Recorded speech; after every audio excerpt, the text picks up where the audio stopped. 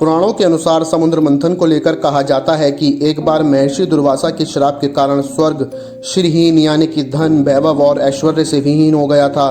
तब विष्णु जी ने देवताओं को असुरों के साथ मिलकर समुद्र मंथन का उपाय बताया। विष्णु जी ने कहा कि समुद्र मंथन से जो अमृत कलश प्राप्त होगा उससे आप सभी अमर हो जाएंगे। भगवान विष्णु के आदेशानुसार इंद्रदेव ने समुद्र मंथन से अमृत निकलने की बात असुरराज बलि को बताई। असुरराज बलि ने देवराज के राजा इंद्र से समझौता कर लिया और समुद्र मंथन के लिए तैयार हो गए।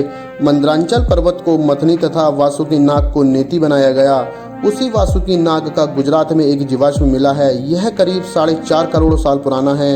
यह विशालकाय सांप टीरेक्स डायनासोर से भी बड़ा था। इसकी लंबाई कम से कम 49 फीट थी। इस सांप का जिक्र समुद्र मंथन में आता है, जिसमें बताया गया था कि मंदार पर्वत के चारों तरफ वासुकी नाग को लपेटकर समुद्र मंथन किया गया था। इससे बड़ा एनाकोंडा भी नहीं है, ना ही डायनासोरों के जमाने का विशालकाय टीरेक्स डायनासोर था। वासुकी नाग का जीवाश्म कच्छ के पानघरों लाइटनाइट खदान में मिला है। वैज्ञानिकों ने बताया कि इसकी आकृति विशालकाय थी, जैसे आजकल के अजगर होते हैं, लेकिन यह विशैला नहीं रहा होगा। जर्नल में छपी स्टडी के मुताबिक इसका आकार एक वासुकी नाग की तरह था। धीमी गति में चलने वाला यह खतरनाक शिकारी है।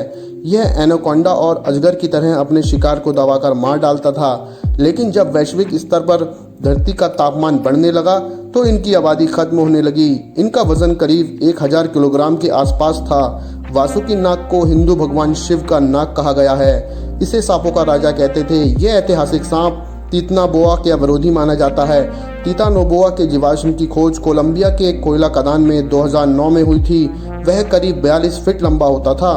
वजन करीब उसका था 1100 किलोग्राम। यह सांप 5 से 6 करोड़ साल पहले पाया जाता था। यह नाग सोनोजोइक काल में रहता था, यानी करीब 6.5 करोड़ साल पहले। तब डायनासोर युग का अंत हो चुका था।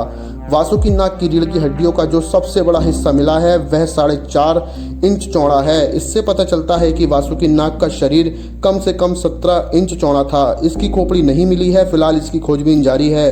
वैज्ञानिक अभी यह नहीं पता कर पाए हैं कि वासुकी नाग क्या खाता था, लेकिन इसके आकार को देखकर लगता है कि यह उस समय के विशालकाय मगरमच्छों को खाता रहा होगा, क्योंकि आसपास कई मगरमच्छ और कछुओं के जीवाश्म भी मिले हैं। साथ ही 2 व्हेल मछलियों के जीवाश्म भी मिले हैं। वासुकी मेटाडोसिडी फैमिली के सांपों से संबंध रखता था। यह सांप 9 करोड़ साल पहले धरती पर मौजूद थे, जो 12,000 साल पहले खत्म हो गए। यह सांप भारत से लेकर दक्षिणी यूरेशिया, उत्तरी अफ्रीका तक फैले थे। जब यूरेशिया 5 करोड़ साल पहले एशिया से टकराया तब भारत बना।